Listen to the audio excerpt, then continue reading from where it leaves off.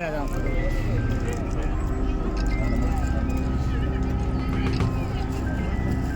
ગૌ માતાજી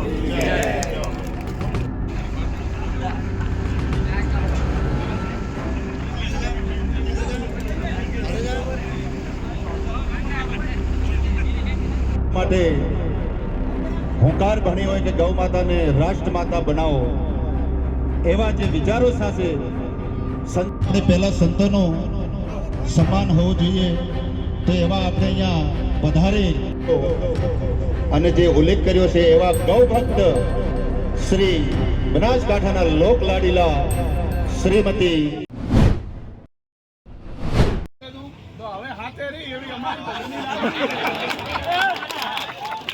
જયેશભાઈ એવું કહે છે કે 6.5 હાથ પર પહેલા મહેશભાઈ અમારી હાથે હતા અને મહેશભાઈને જીતાડવા માટે અમે નલ્પેશભાઈ બધા જ તમે એ ટાઈમે પણ ભવ્ય સન્માનને સ્વાગત કર્યું હતું. હા એવું કર્યું હતું, ઘણા બધા ઢોલ લાયા હતા, હામૈયા લાયા હતા અને મહેશભાઈ પણ ગૌ ભક્ત છે, તો એમને ઘર વાપસી કરવી હોય તો અમે આ કોંગ્રેસના આગેવાનો એમને આમંત્રણ આપીએ છીએ. અને જે દિવસે હું મામેરાની માતર ખવડાવવા આવું એ દિવસે મહેશભાઈની ઘર વાપસી થાય એવી હું અપેક્ષા સાથે મહેશભાઈને ફરી આવકારું છું. જો એમની લાગણી પાછી ઘર વાપસી કરવા માટેની હોય તો. અને બોલા શું કે રાતે ભૂલો પડ્યો ઘરે આવે કે શું કે એની કહેવત છે ભાઈ?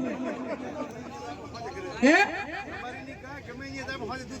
રબારીની ગાય દાડા ગમે ત્યાં સરવા થાય પણ હાજે દૂધ ઘર ધરીને હાલે. એમાં દેવોનો દાડે ભૂલ્યો હોય રાતે પાછો ઘરે આવે કે રાતે ભૂલ્યો એ દાડે ઘરે આવે. એટલે ઘરે આવવામાં મહેશભાઈ કઈ વાંધો નથી, દૂધમાં જેમ સાકર ભળે એમ ભળી જાજો. અને જે દિવસે લાખણી મુકામે સત્કાર સમારંભને આપણો માતર ખવડાવવાનો પ્રોગ્રામ છે એ દિવસે તમારી જાહેરાત થાય એ અપેક્ષા સાથે આપ સૌનો ખૂબ ખૂબ હૃદયપૂર્વક આભાર. જય ગૌ માતા.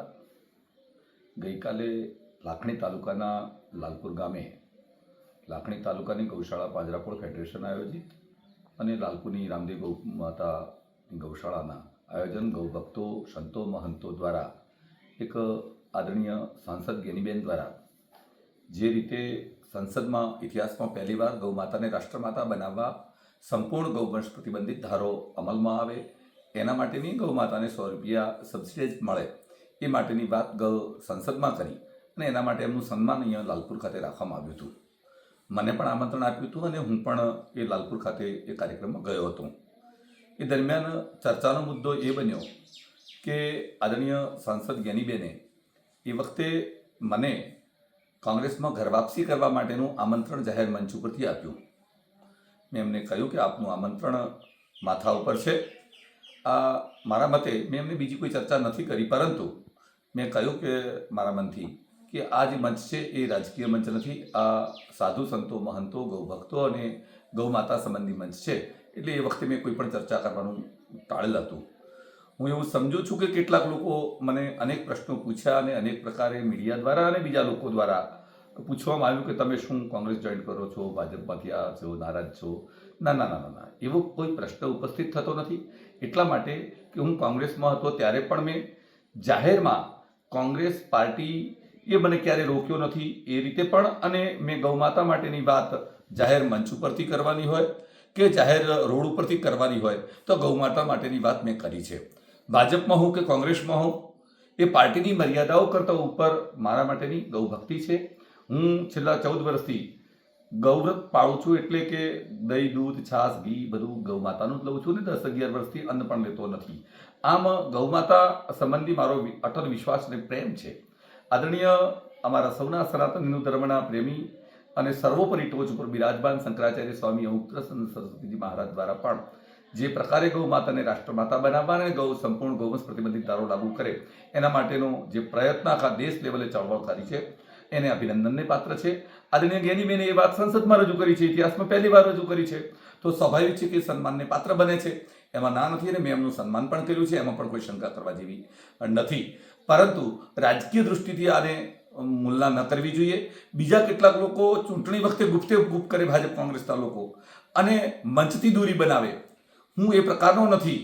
હું ચૂંટણીમાં મારી પાર્ટીના એજન્ડા મુજબ પાર્ટીના કામ મુજબ કામ કરતો રહ્યો છું અને હવે સાંસદ બન્યા છે તો એની રાજકીય વસ્તુને ભૂલીને એ મંચ ઉપર આવવામાં વાંધો નથી, કેમ કે આ રાજકીય મંચ નથી, આ ગૌમાતા સંબંધી મંચ છે, સંતો મહંતો ગૌભક્તોના અનુસંધાનનો મંચ છે, એટલે એવા મંચ ઉપર આવવામાં મને વાંધો પણ ન હોઈ શકે અને એટલા માટે હું ગયો છું. અને હું ન જાઉં તો જે ભારતીય જનતા પાર્ટીની સરકાર ગૌમાતા માટેનો વિષય લઈ અને ગૌમાતા માટે સબસિડી આપે છે, અનુદાન આપે છે, એ વાત કોણ કરશે? આદરણીય શંકરભાઈ ચૌધરી બનાસ ડેરીના માધ્યમથી જે દેશી ગૌ માતા માટેનો વિકાસની વાત કરે છે, ગૌ માતાના જળને 5 રૂપિયાનું લીટરથી ખરીદવાનું કામ કરે છે, 4 રૂપિયા વધારે ભાવ આપીને ગૌ માતાનું દેશી ગૌ માતાનું દૂધ ખરીદે છે, ગૌ માતાના દૂધ 5 લીટરમાંથી 30 લીટરે પહોંચે એના માટેની બ્રાઝિલની પદ્ધતિ અહીંયા અપનાવી 200 વીઘા જમીન એના માટે લઈને સેવાકીય પ્રવૃત્તિ કરે છે, એ વાત કોણ કરશે? અને એટલા માટે જ્યારે ચૂંટણી પતી ગયા પછી અને જ્યારે રાજકીય સ્ટેજ બેનરનો કાર્યક્રમ ન હોય ત્યારે પોતે જવું જોઈએ એવા મતે હું ગયો છું. મને ક્યારેય કોઈ પાર્ટીએ ગૌમાતાની વાત કરતા રોક્યો નથી, કોંગ્રેસમાં હોય કે ભાજપમાં હોય, મને ક્યારેય ગૌમાતાની વાત કરવા માટે ક્યારેય કોઈએ રોક્યો નથી અને એટલા માટે હું ગૌમાતા સંબંધી વાતને સમર્થન આપવા માટે ને એનું સન્માન કરવા માટે હું ગયો હતો. આ વાતને અન્યથા કે રાજકીય દૃષ્ટિથી મૂલવી ન જોઈએ એવો મારો અભિપ્રાય અને મત છે.